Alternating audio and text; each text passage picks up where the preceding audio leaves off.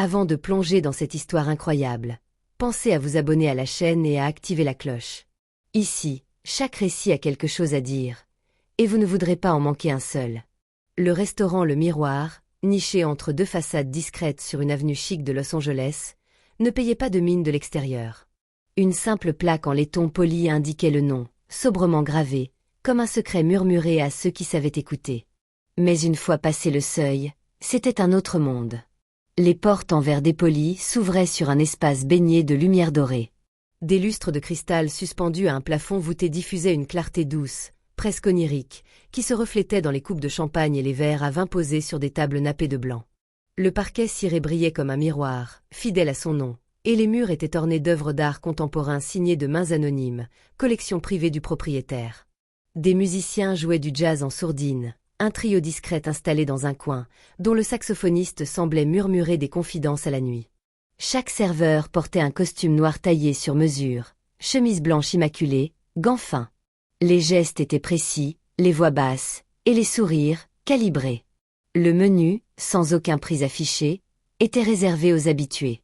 Ici, on ne commandait pas, on suggérait, on faisait confiance au chef, et on se laissait guider. On ne posait pas de questions sur le tarif, car si vous deviez demander, c'est que vous n'aviez probablement pas les moyens. C'était le genre d'endroit où se croisaient sans effort des producteurs de cinéma à succès, des acteurs en pleine gloire ou en déclin, des héritiers de dynasties industrielles, des stars de la Silicon Valley et les nouvelles icônes d'Instagram qui se prenaient en photo avec leur plat avant de le manger. L'élégance n'était pas qu'un dress code, c'était un code social. Ce soir-là, le ballet de luxe fut interrompu par une silhouette à contre-courant. Un homme entra seul, poussant doucement la porte vitrée, presque à contre-cœur. Il n'attira pas immédiatement l'attention. Habillé simplement, jean foncé, t-shirt noir légèrement froissé, casquette abaissée sur le front, barbe poivre et celle à peine taillée, il ne portait aucune marque visible de richesse. Pas de montre suisse, pas de veste griffée, pas de parfum envahissant. Il n'avait pas l'attitude assurée des clients habituels. Ses gestes étaient doux, presque hésitants, comme s'il cherchait à ne déranger personne. Il avança d'un pas lent jusqu'au comptoir d'accueil, observant les lieux avec un mélange de curiosité tranquille et de familiarité discrète.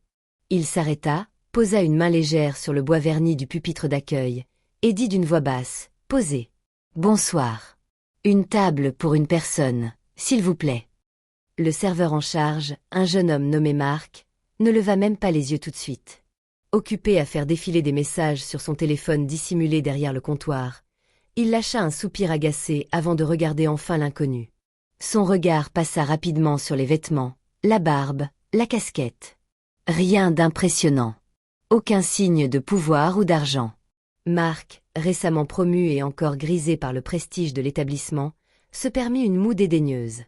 Il se redressa, croisa les bras, et répondit d'un ton sec, presque moqueur. « Monsieur, ce n'est pas le genre d'établissement où on entre sans réservation. Il y a des fast-food à 2 rues d'ici. » Le silence. El hombre resta calme. Son regard, caché en partie sous la casquette, ne vacilla pas. Il ne protesta pas. Il n'afficha ni colère, ni vexation. Seulement une pointe de lassitude, à peine perceptible. Il répondit avec un calme désarmant. « Je comprends. Je ne veux déranger personne. » Puis, il fit un pas en arrière, prêt à tourner les talons. Mais au fond de la salle, une cliente élégante, robe longue en soie, cheveux relevés, bijoux discrets mais authentiques observait la scène. Elle plissa les yeux, se leva soudainement, et s'avança rapidement vers Marc, le visage marqué par l'indignation. « Attendez une seconde. Vous venez de refuser l'entrée à Keanu Reeves. Vous êtes complètement inconscient ?» Marc la regarda, ébahi, puis éclata d'un petit rire nerveux. « Keanu Reeves ?»« Vous plaisantez ?» Ce type ressemble à un motard fatigué, pas à une star d'Hollywood. Il se retourna vers l'homme, maintenant figé près de la porte. Et c'est là qu'il croisa enfin son regard, un regard que tant de gens avaient vu dans les films, mais qui, face à lui, avait quelque chose d'encore plus perçant, de plus humain. Une autre serveuse, Clara, s'approcha, les yeux agrandis par la reconnaissance. Elle posa une main sur le bras de Marc et murmura avec incrédulité. « C'est bien lui. Je l'ai vu dans John Wick, dans Matrix. C'est Keanu. Il vient ici de temps en temps. Il est juste très discret. » Il n'aime pas attirer l'attention. Le visage de Marc pâlit. Une sueur froide lui glissa le long de la nuque. Il venait de manquer non seulement une icône mondiale, mais aussi il apprendrait dans quelques instants le véritable propriétaire du restaurant. Le murmure était tombé comme un rideau de velours. Plus personne ne parlait. Les couverts s'étaient immobilisés au-dessus des assiettes, les téléphones suspendus à mi-hauteur dans des mains tremblantes. Le temps semblait avoir ralenti dans le sanctuaire feutré du miroir. L'air, lui-même, était devenu plus dense. C'est dans ce silence suspendu que les pas rapides de M. Laurent, le directeur du restaurant, résonnèrent sur le parquet. Il fendit la salle d'un pas vif, reconnaissable à sa démarche élégante, presque chorégraphiée. D'ordinaire, toujours maître de lui, Laurent affichait ce soir une panique visible, inhabituelle, rare comme une fausse note dans un opéra. Il aperçut la silhouette de Keanu Reeves, qui se tenait à quelques centimètres de la porte d'entrée, prêt à repartir.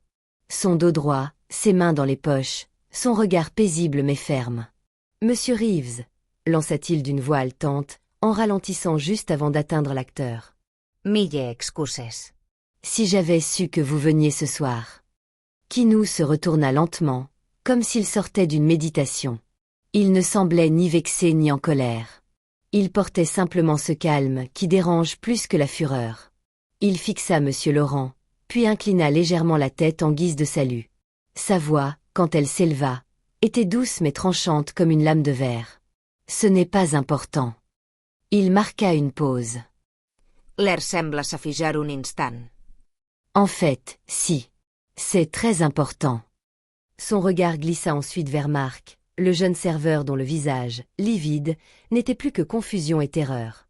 La mâchoire crispée, il baissait les yeux, incapable de soutenir celui de Keanu. « Je suis venu incognito, comme je le fais souvent, » dit-il d'une voix posée. « J'aime voir comment les gens traitent ceux qu'ils ne reconnaissent pas. Ceux qui, pour un œil conditionné, ne semblent pas importants. » Un frisson parcourut la salle. Les clients, sidérés, se demandaient jusqu'où irait cette révélation. Certains, qui avaient jeté un regard de travers à l'homme en t-shirt froissé à son entrée, commençaient à rougir intérieurement.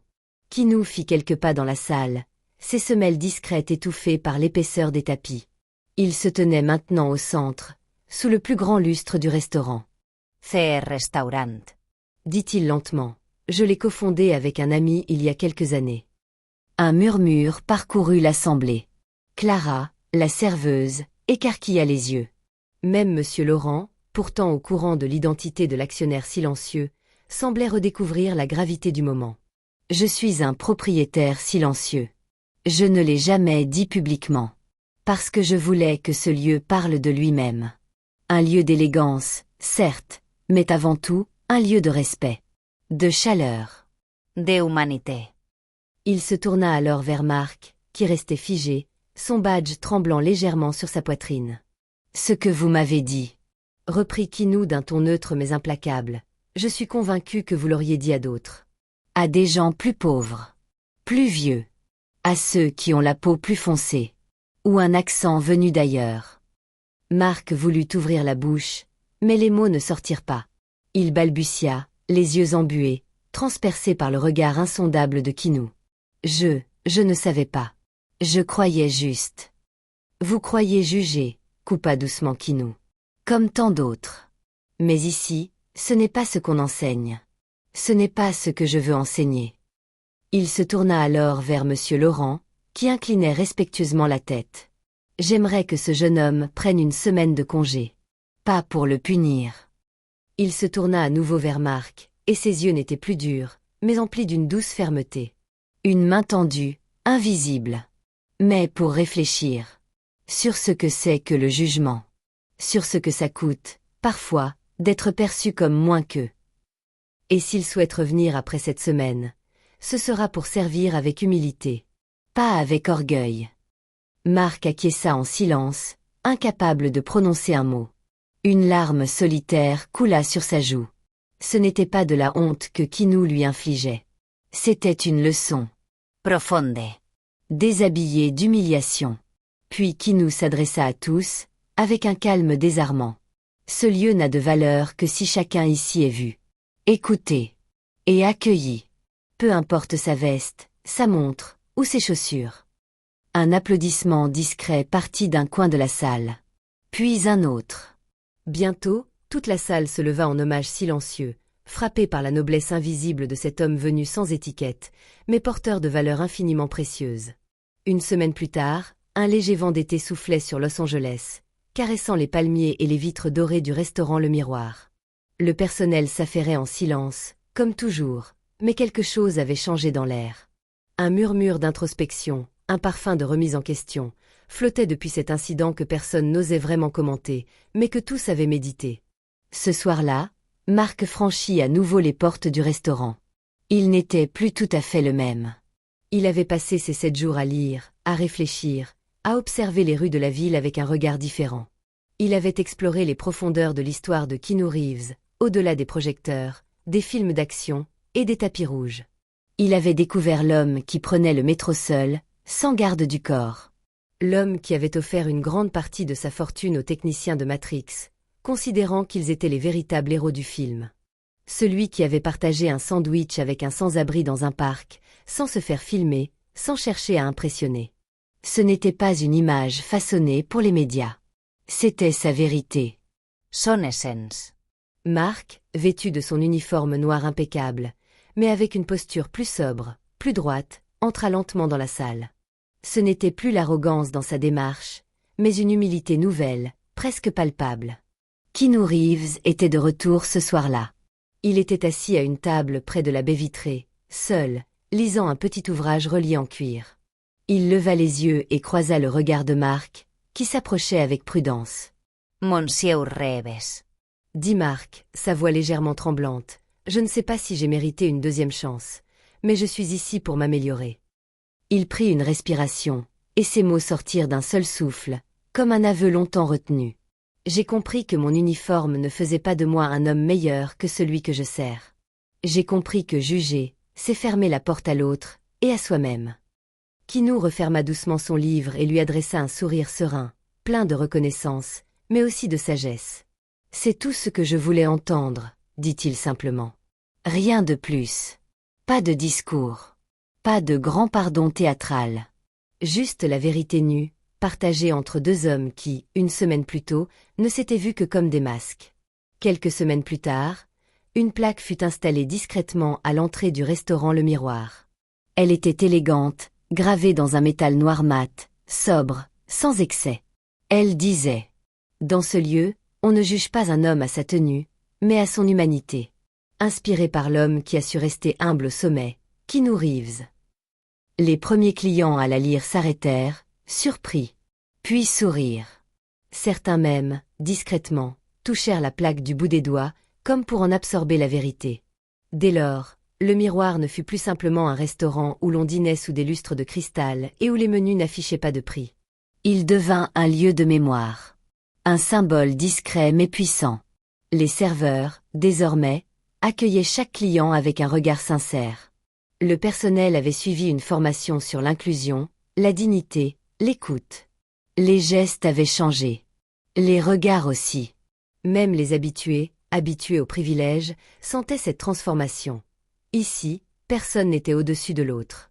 Et chaque soir, sans que personne ne le dise à haute voix, le fantôme lumineux de cet incident fondateur planait doucement, rappelant que parfois, un simple malentendu, une erreur de jugement, peut devenir le point de départ d'un éveil collectif. Dans une salle toujours aussi luxueuse, on servait désormais des plats garnis de respect, de silence réparateur et d'humanité. Et quelque part, dans un coin discret, Keanu Reeves dînait parfois seul, avec un sourire doux, regardant un jeune serveur tendre un menu à un sans-abri bien habillé qui voulait juste boire un café chaud. Parce que désormais, au Miroir, tout le monde avait sa place.